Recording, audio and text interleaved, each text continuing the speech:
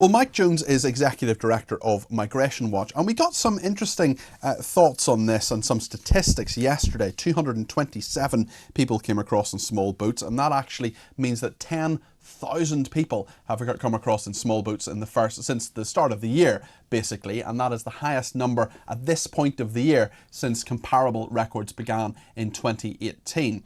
So Mike is with me now. Mike, what do you make of these statistics? Yeah, they're shocking.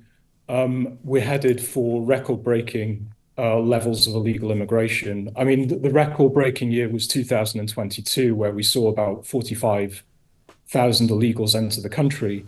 Now, if you look at the numbers for this year compared to 2022, we're slightly higher, and we're certainly higher than last year. So, the government has completely lost control of this. They didn't abolish the Blair era legal reforms. The Rwanda plan is being junked.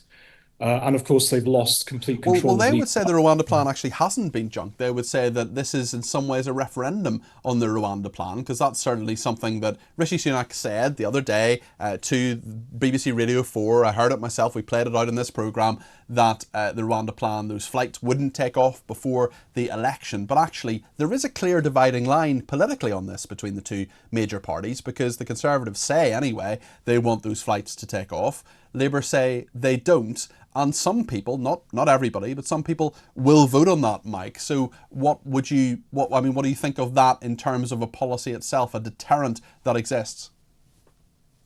Well, yeah, before the general election was announced, I think the Rwanda plan was the only wedge issue, really, that the Conservatives had with Labour. And, There are a few others, but it's probably the main one. yes, but the election has been called before they can actually get bums on seats to Kigali. I mean, one person has been removed to Rwanda, but that was voluntary. He was an African national who was paid a cool 3 grand for doing so. I mean, if Rishi Sunak genuinely wanted this to work, he would have called the election further on down the line to actually have that deterrent effect take place. So if you were advising someone, I'm not asking you to be party political, but I mean, which party do you think has the better plan, or maybe there's a party that's not Labour and Conservatives that actually has a decent plan on this? I'm not asking you to endorse them necessarily, but from a migration perspective, have you heard anything from any political party that actually encourages you on this issue? I don't agree fully with any manifesto. However, in terms of actually bringing the numbers down, you would have to look at the smaller parties, maybe the Social Democrat Party or Reform. But in terms of the two major parties, Labour and Conservative, and we have a first past the post system, those parties dominate. Both of their manifesto proposals are completely inadequate, and the public know this. I mean, there was a poll released today by the People polling company, and they found that 49% of the British people don't trust either party. I mean, Labour is slightly more trusted at 12%, with the Conservatives languishing on 8%. But that pretty much shows the parlous state of our politics.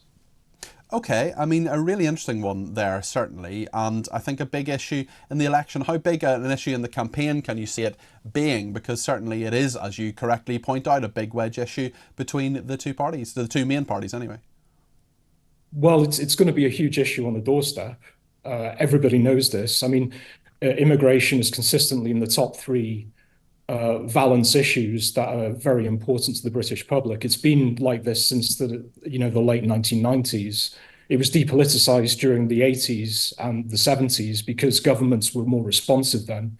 But immigration now is, it's a hugely salient issue because it just impacts on everything, on housing, affordable mortgages, rents, congestion on roads, public transport, public services, national security, and of course, politics itself. We're seeing more sectarian politics taking place. So immigration is fundamental to the future of your society, economically and socially. I'm genuinely just asking this because I don't know. Some organisations do it, some organisations don't. But I wonder, does Migration Watch do that thing where it goes through the manifestos and then kind of recommends which party to vote with? Is that something your organisation does? Some organisations do it, charities and different non-governmental organisations. We don't endorse any political party whatsoever.